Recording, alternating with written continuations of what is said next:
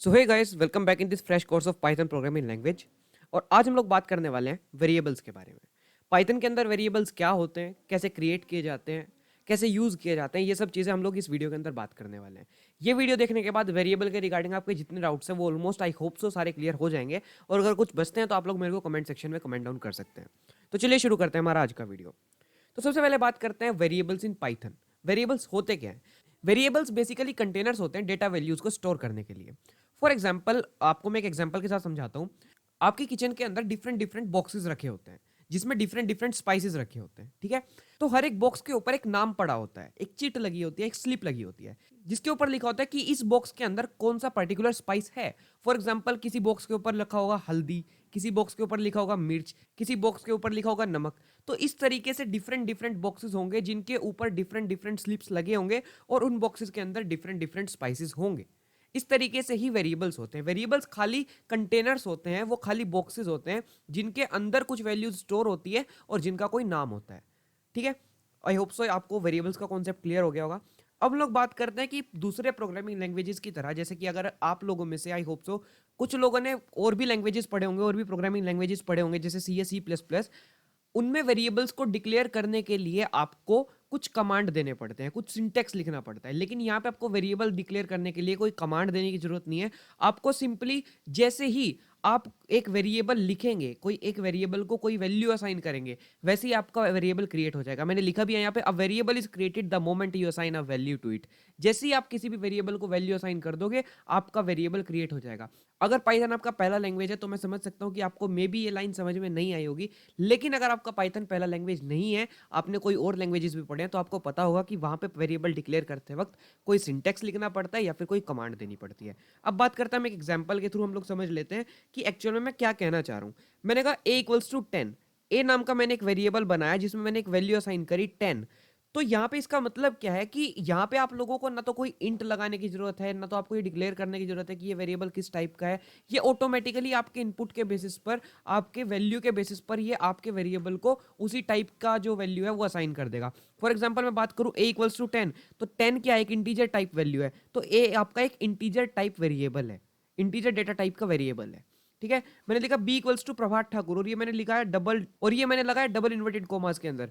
तो इसका मतलब क्या हुआ? ये एक स्ट्रिंग बन गया। b इक्वल्स टू प्रभात ठाकुर एक स्ट्रिंग डेटा टाइप का वेरिएबल हो गया।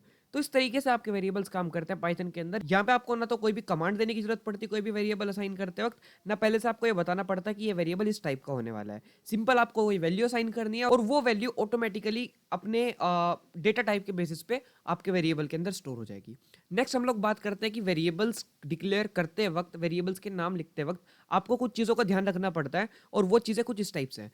A variable can have a short name, एक वेरिएबल का एक छोटा नाम हो सकता है, और अ डिस्क्रिप्टिव नेम, कोई भी डिस्क्रिप्टिव नेम आप लिख सकते हो जो जिस बेसिस पे आप लोग, फॉर एग्जांपल आप एज का वेरिएबल बना रहे हो तो आप यहाँ पे एज नाम का वेरिएबल लिख सकते हो। फॉर एग्जांपल आप किसी कार के नाम का वेरिएबल बना रहे हो तो आप कार नेम लिख सकते हो। आप टोटल वॉल्यूम, कुछ इस टाइप से आप डिस्क्रिप्टिव नाम लिख सकते हो, या फिर आप लोग कोई रैंडम अल्फाबेट ले सकते हो जिसके अंदर आप लोग वेरिएबल को स्टोर जो है करा सकते हो।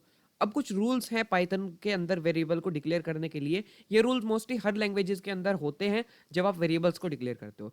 सबसे पहला रूल है कि आपका वेरिएबल किसी लेटर या किसी अंडरस्कोर के साथ ही शुरू होना चाहिए, ना कोई स्पेस के साथ शुरू होना चाहिए, ना फिर किसी नंबर के साथ शुरू होना चाहिए, और ना ही किसी स्पेशल सिंबल के साथ शुरू होना चाहिए।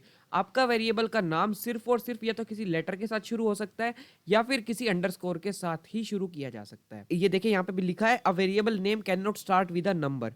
ये मैंने यहाँ पे लिखा हुआ है पहले से ही। नेक्स्ट ईयर हम लोग बात करते हैं, variable name can only contain alpha numeric characters and underscores. मतलब आपके वेरिएबल के नाम के अंदर, पूरे नाम के अंदर सिर्फ और सिर्फ अल्फा न्यूमेरिक कैरेक्टर्स, मतलब या तो अल्फाबेट्स या फिर नंबर्स या फिर अंडरस्कोर्स ही हो सकते हैं। ना कोई स्पेस आ सकता है, ना कोई स्पेशल सिंबल आ सकता है। आप सिंपल यही तीनों चीज़ों का यूज़ कर सकते हो, या तो अल्फाबेट्स का, या नंबर्स का, या फिर अंडरस्कोर्स का। और वेरिएबल नेम्स जो होते हैं वो केस सेंसिटिव होते हैं। केस सेंसिटिव मतलब अगर आपने एज सारा स्मॉल में लिखा है, या फिर अगर आपने एज का ए कैपिटल कर दिया, या फिर एज का अगर आपने कंप्लीट सारे लेटर्स कैपिटल कर दिए, तो ये तीनों आपके अलग अलग वेरिएबल्स माने जाएंगे, ना कि एक वेरिएबल। आपके जो वेरिएबल्स होते हैं वो केस सेंसिटिव होते हैं, इसलिए आपको वेरिएबल्स असाइन करते वक्त काफ़ी ध्यान रखना है इन चीज़ों का, और ये रूल्स आपको काफ़ी हेल्प करेंगे वेरिएबल्स असाइन करने में। अब आपके लिए एक शॉर्ट सी एक्सरसाइज है, एक्सरसाइज कह लो या फिर एग्जाम्पल्स कह लो, आप कुछ भी समझ सकते हो। मैंने यहाँ पे आपके सामने कुछ दो चीजें दी हैं, करेक्ट वेरिएबल नेम्स और इनकरेक्ट वेरिएबल नेम्स। आप इन एग्जांपल्स को पढ़ सकते हो और इनके बेसिस पे जज कर सकते हो कि करेक्ट वेरिएबल नेम क्या हो सकते हैं। फॉर एग्जांपल अगर मैं इसकी बात करूँ तो यहाँ पे मैंने माई वेर इस नाम का एक वेरिएबल बनाया और जिसमें एक वैल्यू असाइन की है जॉन, जो कि एक स्ट्रिंग वैल्यू है। तो यहाँ पे देखिए ना तो कोई अल्फान्यूमेरिक कैरेक्टर से, ना तो कोई नंबर से शुरू हुआ है वेरिएबल हमारा, ना इसमें कोई स्पेसिस है, ना कोई स्पेशल सिंबल है। ये हमारा बिल्कुल सही वेरिएबल है। यहाँ पे देखिए सिर्फ एक अंडरस्कोर है, वो भी अलाउड है हमारे वेरिएबल के अंदर, तो ये भी जो है हमारा सही है वेरिएबल। और यहाँ पे भी देखिए अंडरस्कोर के साथ शुरू हुआ है, ये भी ठीक है, ये भी ठीक है हमारा, क्योंकि इसमें ना तो कोई ऐसा स्पेशल सिंबल है ना फिर स्पेसिस है, और ये भी हमारा बिल्कुल सही है। अब देखिए यहाँ पे इनकरेक्ट क्या है कि यहाँ पे हमारा जो वेरिएबल है ये एक नंबर के साथ शुरू हुआ है, जो कि नंबर के साथ शुरू नहीं होना चाहिए, ना ही हो सकता है। यहाँ पे इन्होंने बीच में अंडरस्कोर की बजाय एक डैश दिया है, तो ये भी नहीं आप कर सकते। और यहाँ पे देखिए इन्होंने स्पेस दे दिया वेरिएबल के बीच में, ये एक स्पेस दे दिया, तो ये भी आप लोग नहीं कर सकते। तो इस तरीके से आप लोग जो है वेरिएबल्स असाइन कर सकते हो। कुछ चीज़ें हैं जिनका ध्यान रखना है वेरिएबल्स असाइन करते वक्त, और इजीली आप वेरिएबल्स असाइन कर सकते हो। तो ये था हमारा आज का video. I hope so variables के रिगार्डिंग आपके जितने भी क्वेरीज होंगे या फिर वेरिएबल्स का जो कॉन्सेप्ट है वो आपको समझ में आ गया होगा। एंड अगर अभी भी कुछ बचा है तो आप कमेंट सेक्शन में लिख सकते हो।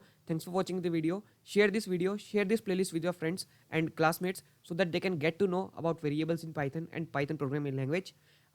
Thanks for supporting.